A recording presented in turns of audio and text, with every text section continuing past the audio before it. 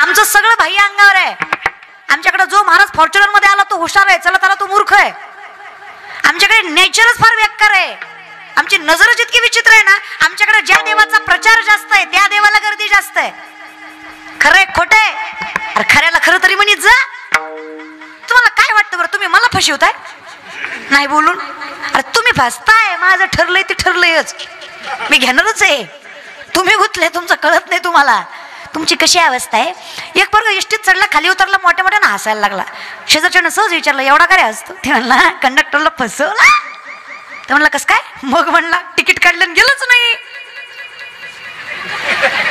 कळलं त्यालाच कळलं महाराज बरं का. तुम्ही सांगा याच्यात कंडक्टरच्या बापाचं काय गेलं? अवस्था अगदी अशी आपली. आपल्याला खरं खोटं कळायला वेळ लागणार आहे.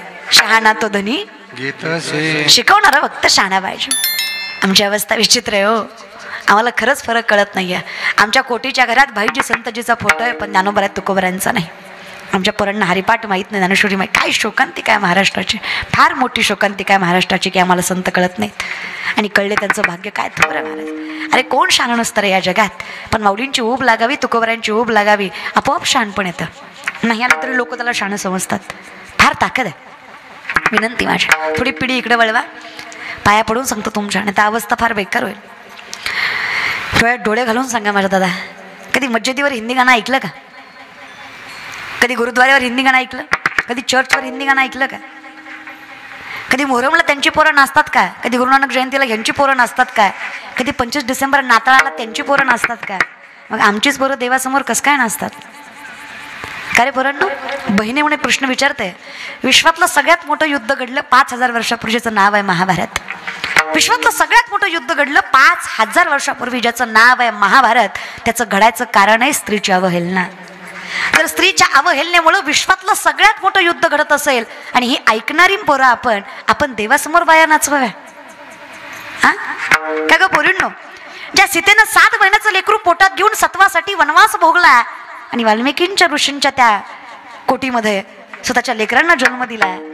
सत्वासाठी 7 महिन्याचं लेकरू पोटात घेऊन वनवासाला गेलेली सीता ऐकणाऱ्या पोरी आपण आपल्या महाराष्ट्रात लवजे हात घडावा.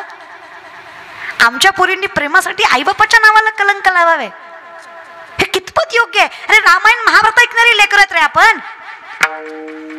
ज्या भरतानं आपल्या भावाला आपल्यामुळे वनवास झाला या गिल्ट मध्ये, या त्रासामध्ये स्वतःच्या भावाच्या पादुका सिंहासनावर ठेवून राज्य चालवलंय आयुष्यभर. त्याच वियोगामध्ये आयुष्य जगलंय आणि राम आल्याशिवाय राज्याभिषेक केला नाही ते भरत ऐकणारी पोरं आपण गुंट्यासाठी कसं भांडावं रे? कुठे चाललोय, कुठं आणि काय करतोय? काय विनंती, थोडस सावध व्हा, जाग्यावर या. संसारी सुखाचं होईल, फक्त खरं भेटलं पाहिजे. माऊली म्हणले देव नाही भेटला तर काही त्रास होत नाही, भलता देव भेटला की लय त्रास होतो. लय त्रास देतो देव, भलता भेटायला नाही पाहिजे. नाही माझं काही म्हणणं नाही, देवाचं नाम येईल तैसा बोल रामकृष्ण. कसंही काळा वेळ नाम उच्चारिता, जगाच्या मालकाचं नाव घ्यायला काही तथ्यपथ्य नाहीये, कसंही घेऊ शकता. कसंही गार जमते, काही विषय नाही. डोंगराची हवन बायला स्वसना गा, गुरुजी वाजवू नका, देवी उठली तर चालू कीर्तन बंद पडेल, ती थोडं अवघड असतं, काही हरकत नाही, चालते त्याला काय. पंचमीचा चांदणा चमकत लागला का नाभा खेळती झोका, मला झोका निष्ठल्यावर कळणार, थोर नाही कळायचं माऊली. ह्याचं हे जे मला एक कळत नाही, म्हणजे असं नाही भजन. हे बघा, आराध्याची गाणी म्हणा, गोंधळ करा, काही हरकत नाही. भजनात नशा असावी, भजनात नशा असावी, नशेत भजन नसू नये.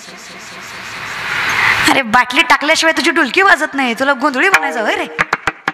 अरे गांजाशिवाय तुझा झांजा आपटत नाही, तुला आराधी म्हणायचा? हा कसलं परमार्थ रे? 10 दिवस गणपतीन बुडवताना बाबूराव आणि देव भेटला नाही, तो नाचत बुडवला. आणि भावांनो, बहीण आहे म्हणून सांगते, ज्यांनी या वर्षी नाचत गणपती बुडवला ना, या बहिणीची गॅरंटी अजून 4 वर्ष तुला बायको नाही. आता बाकीच्या म्हणतात माझं झालं, तुझी 4 वर्ष नीट नांदणार नाही. ही नाही भेटल्यापेक्षा बेकार आहे भेटलेली न ना. आणि काय ग माय, नवरात्राची उपासन दुसऱ्या दिवशी बोकड आणि देवी कोपती म्हणा, हाणलं पाहिजे का तुम्हाला? हे सांगणार आहे, हाणलं पाहिजे ना, ऐकणार आहे. अरे काय चाललंय तुमचं? असं नाहीये परमार्थ, देव कधीच कोपत नाही. या ज्ञान भक्ती सहज भक्तू एक वटला मज तोची, मीही केवळ तुझं श्रुत ही आहे. ज्ञानोबांचं वर्णन आहे, ज्याचं ज्ञान भक्तीने परिपूर्ण आहे, त्याला कळतंय की मी कोण आहे. माझ्यात काय सामर्थ्य आहे? कोण आहे मी? आपुल्या समसाठी करोनी ठेला, जगाच्या मालकाने देव पहावया गेलो तेथे देवाची होणी. ही जर ताकद माझी आहे तर मलाही कळलं पाहिजे माझ्यात सामर्थ्य काय. स्वतःवरचा आत्मविश्वास, सेल्फ कॉन्फिडन्स सगळ्यात मोठा परमार्थ आहे.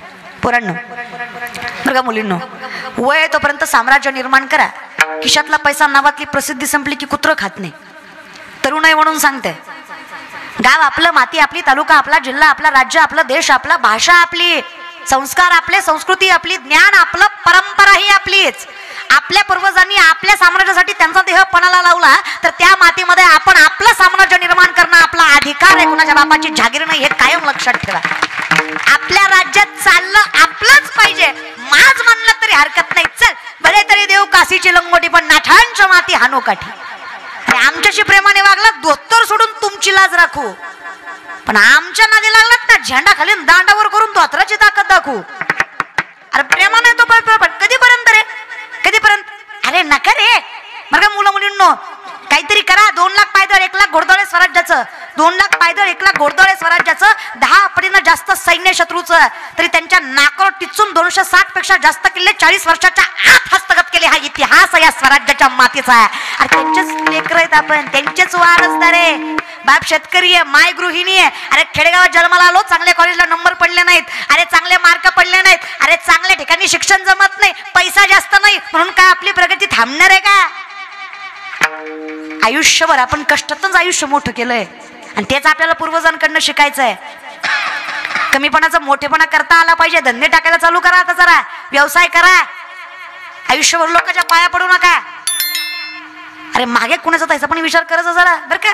तरुण मुलं मुली, बस झाला आता, गोरी दिसली, गालात असली, माझी तुझ्या बापाची पेंड आहे. कष्ट करा जरा, जरा ज्ञानेश्वरी वाचा, विचार करा काय सामर्थ्य आहे आपल्या संप्रदायामध्ये. आणि स्वतःला फार सुशिक्षित समजू नका रे. 90% विज्ञान म्हणजे ज्ञानेश्वरी आहे. ज्याला ज्ञानेश्वरी कळलं नाही तो डोंबल्याचा हुशार नाही. एक ओवी कळू द्या, तुमच्यासारखा हुशार दुसरा नाही. एक ओवी कळू द्या फक्त.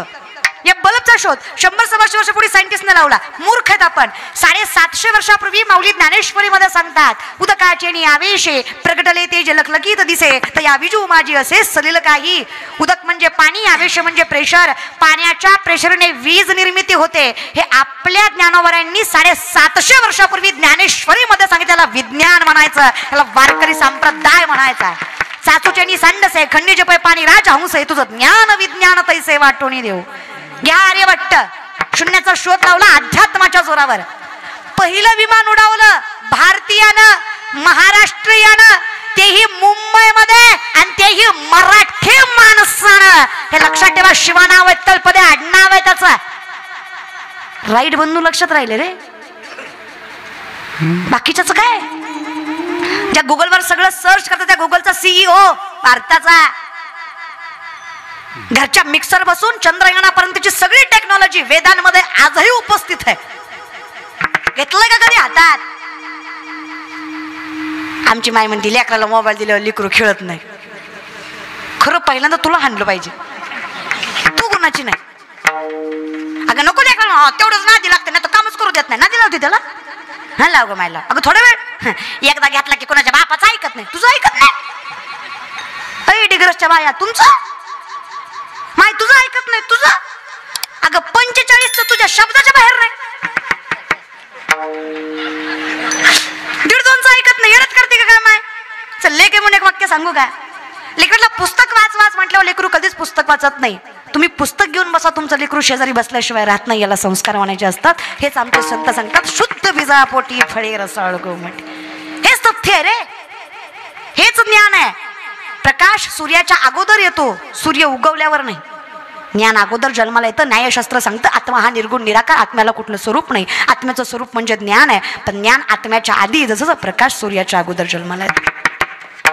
फार सोपी रे, फार. आयुष्य इतकं सोपं आहे ना, तुम्ही अवघड करून ठेवलंय. नामसंकीर्तन साधन पै सोपे जळतील पापे जन्मांतरीचे. आम्हाला कीर्तन, आमच्या पिढीला कीर्तन माहित नाही. काय काय माणसं अजून सुद्धा फोन करून म्हणतात, ते तुमचा प्रोग्राम ठेवायचा होता. प्रोग्राम करते होय रे मी? तुला प्रोग्राम दिसतो काय? आमच्या गावात सप्ताह होता आणि तुम्हाला घुसवायचं होतं. महाराज महाराज लोकांना घुसवतोय, त्याच्यापेक्षा भंगार तुमचं तुम्हीच आणता का मला आणावं लागतंय? उक्त दे तुझा कापूस इच्छी ते मुकदम आहे मी दे, हे सगळे आणते कापूस याचा तुझ्या रानात दे, गुत दे गुत. काय बोलतो ला का? त्याच्यापेक्षा भंगार तुमची सुपारी किती? तुला उकळा घालून मुसळात काढला पाहिजे सुपारी विचारतो. पण किती देशील दाद्या, किती देशील? माझ्या बापाची 65 लाखाची सावकारकी, माझ्या बापाची नाही तुकोबरायाची. आमच्या सगळ्याचा बाप तुकोबरायाचा आहे. माय ज्ञानोबराय आणि बाप 65 लाखाची सावकारकी तुकोबरायांची. किती? आत्ताच नाही बरं दादा, पावणे 400 वर्षापूर्वी. आत्ताचे 10 लाख म्हणजे तेव्हाचा रुपया, अशा हिशोबाने 65 lakh. Think about it. 2 BHK आपला, गाडी हप्त्यावर आहे, तरी किती माज आहे आपल्याला, तरी टाळ्या अशा वाजवतो. अरे 65 लाखाची सावकारकी होती. 25 बैलगाड्या कर्जपत्रांनी भरल्या. किती? एका कागदावर 100 ते 200 एकरी जमिनी, 300 ते 400 तुला सोनं तुकोबराकडे घाण होतं, अशा कागदांच्या 25 बैलगाड्या इंद्राणीमध्ये बुडवल्या. या जगातले शेतकऱ्यांचं कर्ज माफ करणारे पहिले महापुरुष जगद्गुरु तुकोबराय हा वारकरी संप्रदाय. ताकद संतांमध्ये. सोबत काय एवढं बुडवायचं? फार मोठा त्याग लागतो रे, त्याच्याशिवाय परमार्थ घडत नाही किंवा सिद्धीला जात नाही. श्रीमंती. अरे तुकोबरायची सासरवाडी पुण्याची, गुळवे सावकाराची पोरगी तुकोबरायची बायको आवली. 3500 एकर ऊस आहे आवलीच्या बापाचा, तुकोबरायच्या सासऱ्याचा आहे बरं काय. डिग्रसकर 1.25 एकर कापूस आहे आपला, 3500 एकर ऊस आहे.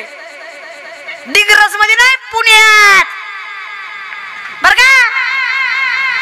तरी तुकोबरायची बायको नवऱ्याच्या घरी मिठासोबत भाकरी खायची, 4 ठिगळाची साडी नेसायची, तक्रार करीत नव्हती. तिला लक्ष्मी म्हणायचं, तिच्यामुळे संसार सामर्थ्याने जगाचा मालक सांभाळायचा आहे.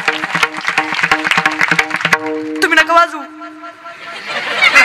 तुमचं लय बेकार काम आहे. तुमची आवली 3 टाइम खाती, तरी दिवाळीला गेल्यावर म्हणती काय बाय जनावर भेटलंय, मी आई म्हणून सांभाळलंय, 3दा खाऊन म्हणती. तुमची काय आवली? काय जुन्या बायका महाराज, काय बाई म्हणायचो. काय तुकोबरायची बायको आवली, धोतर फाटलं तुकोबरायचं, 3 गाठी मारल्या, खालनं 2 पळसाची पानं लावली. माझ्या नवऱ्याचं धोतर फाटलंय, जगाला दिसू नये, कारण धोतर शिवाय द्वारा नाही. काय माय माऊली म्हणायचं महाराज. काय काय खरंच माय तुमच्यात लय ताकद आहे ग, लय ताकद आहे माय तुमच्यात. तुम्ही येऊन संसार आहे. वाईट गोष्ट सोडून द्या, पण तुमच्या इतकी ताकद कुणात नाही. येत्र नारीस्तु पूज्यन्ते रमन्ते तत्र दैवत हा धर्मशास्त्र सांगतं. जिथे स्त्रीचा सन्मान आहे तिथे आणि तिथेच भगवंताचा वास आहे. फार ताकद आहे माय तुमच्या इतकी ताकदच कोणात नाही. साष्टांग दंड होतं तुम्हाला. अगं माझी आई आहे म्हणून मी तर उभा आहे. काय कौतुक आहे माझ्या आईचं. आजही माझी म्हातारी साबण संपल्यावर फेकत नाही. जुन्या साबणाची चिपळी नव्या साबणाला